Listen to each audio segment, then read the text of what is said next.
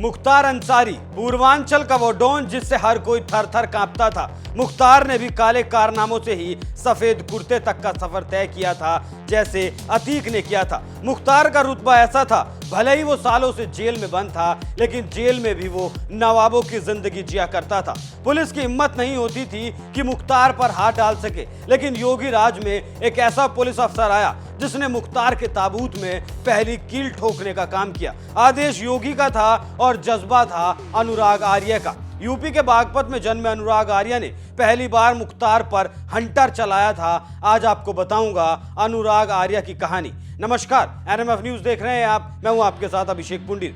Mafia Mukhtar Ansari की दहशत 4 दशक से चली आ रही है। इलाहाबाद हाईकोर्ट ने यूं ही नहीं कहा कि मुख्तार का गैंग देश का सबसे खूंखार आपराधिक गिरोह है, क्योंकि इस गैंग का एक नहीं बल्कि पूरे 8 राज्यों में नेटवर्क चलता है। फिर चाहे मुंबई हो, गुजरात हो, पंजाब, हरियाणा, राजस्थान, बिहार, दिल्ली या फिर मध्य प्रदेश, कई बड़ी वारदात में उसके खिलाफ सबूत भी नहीं मिले और वो बरी होता चला गया। मुख्तार के खिलाफ देश भर में कुल 61 मामले दर्ज हैं। उसके बाद सरकार आई योगी की, और सरकार में योगी के आते ही मुख्तार पंजाब भाग गया। अब यहां से शुरू होता है आईपीएस अनुराग की कहानी का चैप्टर। आजादी की वर्षगांठ पर अनुराग आर्य को उनके कामों के लिए गोल्ड मेडल से नवाजा गया। साल 2013 बैच के आईपीएस अनुराग आर्य मऊ में तैनाती के दौरान माफिया मुख्तार अंसारी के अवैध निर्माणों पर बुलडोजर चलाकर सबसे पहले सुर्खियों में आए थे। माफिया मुख्तार अंसारी की सल्तनत पर पहली कील अनुराग आर्य ने ही ठोकने का काम किया था। जिले में हुए बड़े 2 मामलों में भी अनुराग आर्य ने ही कार्रवाई की। जहरीली शराब कांड में 13 आरोपियों पर गैंगस्टर और 6 पर रासुका लगाई। इस मामले में खान बंधुओं की 57 लाख रुपए से ज्यादा की संपत्ति को कुर्क किया गया। टेट परीक्षा में गड़बड़ी में शामिल 22 आरोपियों के खिलाफ गैंगस्टर एक्ट के तहत कार्रवाई करने के साथ फरार पूर्व ब्लॉक प्रमुख इसरार अहमद की 35 लाख से ज्यादा की संपत्ति को कुर्क किया गया। बात साल 2019 की है, जब अनुराग मऊ में तैनात हुआ करते थे। उसी वक्त अनुराग ने मुख्तार पर नकेल कसनी शुरू कर दी। सबसे पहले मुख्तार गैंग के अवैध बूचड़खानों पर ताला लगाया गया और इसमें शामिल 26 लोगों पर गैंगस्टर एक्ट के खिलाफ कार्रवाई की गई। इसके बाद मुख्तार के शूटर अनुज कन्नौजिया के घर को बुलडोजर से ध्वस्त कर दिया गया। फिर अवैध टैक्सी गैंग की कमर तोड़ी गई। फिर भूमाफियाओं के कब्जे से जमीन मुक्त करवाई गई। उसके बाद मुख्तार के अवैध मछली व्यापार को बंद करवाया गया। 20 अपराधियों के असला लाइसेंस रद्द कर दिए गए। 19 के खिलाफ गुंडा एक्ट की कार्रवाई की गई। मुख्तार गैंग के साथ त्रिदेव कंस्ट्रक्शन के उमेश सिंह की संपत्तियों को भी जब्त करने के साथ ध्वस्त करने का काम अनुराग आर्य ने ही किया था। खुद अनुराग आर्य ने क्या बताया था उस वक्त, वो भी देखिए। माफिया मुख्तार अंसारी गिरोह के गुर्गे अवैध कटान, अवैध बूचड़खाना, टैक्सी स्टैंड और अवैध मछली व्यापार से प्रति माह 1,09,75,000 वसूलते थे। सालाना ये कमाई 13 करोड़ 17 लाख से ज्यादा थी। ऐसे में इन सभी अवैध कारोबार को बंद कराकर माफिया को आर्थिक नुकसान पहुंचाया गया था। एसपी अनुराग आर्य ने मऊ में 10 महीने की तैनाती के दौरान 24 अपराधियों की 50 करोड़ से ज्यादा की संपत्ति को कुर्क किया। 344 के खिलाफ गैंगस्टर एक्ट के में मुकदमा दर्ज किया।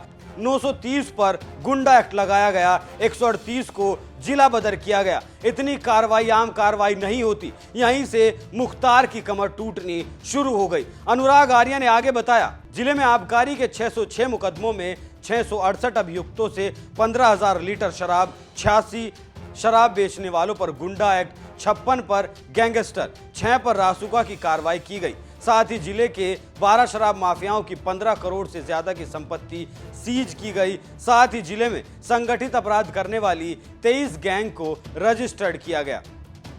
ऐसा कहा जाता है कि मुख्तार जेल के अंदर था या बाहर, लेकिन मुख्तार के नाम का सिक्का बराबर चलता था। 2.5 दशकों में मुख्तार ने जुर्म का जो चक्रव्यूह रचा था उसे तोड़ने का काम किया था योगी सरकार ने और अनुराग आर्य जैसे अफसरों ने। मुख्तार गैंग की दहशत किस कदर गवाहों और सरकारों पर भारी थी, इसका अंदाजा इसी बात से लगाया जा सकता है कि 50 से ज्यादा गंभीर मामलों में आरोपित होने के बाद भी उसे सजा होने में 40 साल से ज्यादा का वक्त लग गया। हालांकि अब तक 3 मुकदमों में उसे सजा हो चुकी है और कई मुकदमे लाइन में हैं। मुख्तार को बीते 6 साल में कई तगड़े झटके लगे हैं, उसके कई करीबी शूटर मारे गए। हालांकि जेलों में अब भी मुख्तार का नेटवर्क चल रहा है। हाल ही में चित्रकूट जेल में सामने आया कि कैसे उसका बेटा अब्बास अवैध तरीके से मुलाकातें और फोन पर बात किया करता था, मिलन कांड को अंजाम देगा करता था, ठीक वैसे ही जैसे कभी मुख्तार किया करता था। अब्बास अंसारी का उस वक्त सऊदी अरब से कनेक्शन भी मिला था,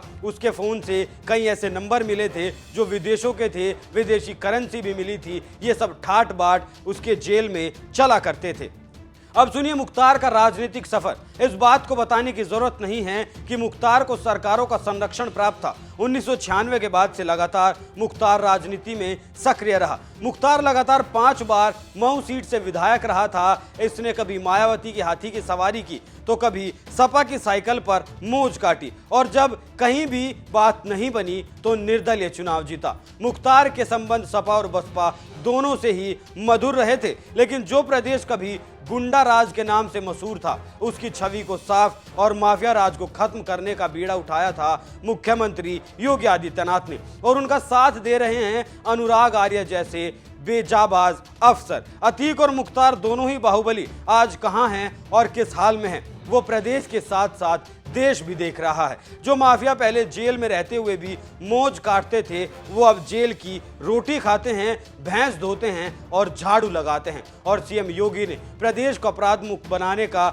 जो सपना देखा था, उस सपने को साकार कर रहे हैं अनुराग आर्य जैसे जाबाज अफसर। आप अनुराग आर्य की जाबाजी पर क्या राय रखते हैं, हमें कमेंट करके जरूर बताएं। नमस्कार। पार्टी जिस किसी भी पार्टी का रहा हो, क्या चाहिए बताइए, क्या अपराधी नहीं था? किस पार्टी का था? किस पार्टी का था?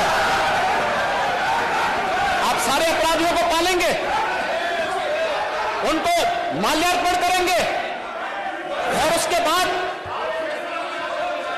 तमाशा बनाते हैं आप लोग। एक तरफ अपराधियों को प्रश्रय देंगे, उन्हें गले का हार बनाएंगे और दूसरी तरफ फिर दोषारोपण भी करेंगे। मैं उन्हीं पे आ रहा हूं, उन्हीं बातों पे चर्चा करने के लिए आ रहा हूं। हमारी पार्टी में आप बताइए किस पार्टी का सदस्य है, क्योंकि बहुजन समाज पार्टी से आपकी दोस्ती है इसलिए बहुजन समाज पार्टी का नाम नहीं ले रहे आप। हम भी उन्हीं बातों पे कह रहे हैं। क्या यह सच नहीं कि जिस अतीक अहमद के खिलाफ पीड़ित परिवारों ने मुकदमा दर्ज कराया, उसके परिवार के खिलाफ, वह समाजवादी पार्टी के द्वारा पोषित माफिया है और उसकी कमर को तोड़ने का काम हमारी सरकार ने किया है। और फिर मैं कह रहा हूं इसे इस माफिया को मिट्टी में मिला देंगे। सरकार किसकी है? सरकार किसकी है? गफलत में हो, ये माफिया है, इनको मिट्टी में मिलाने का काम करेंगे। अपराधी आप क्या है?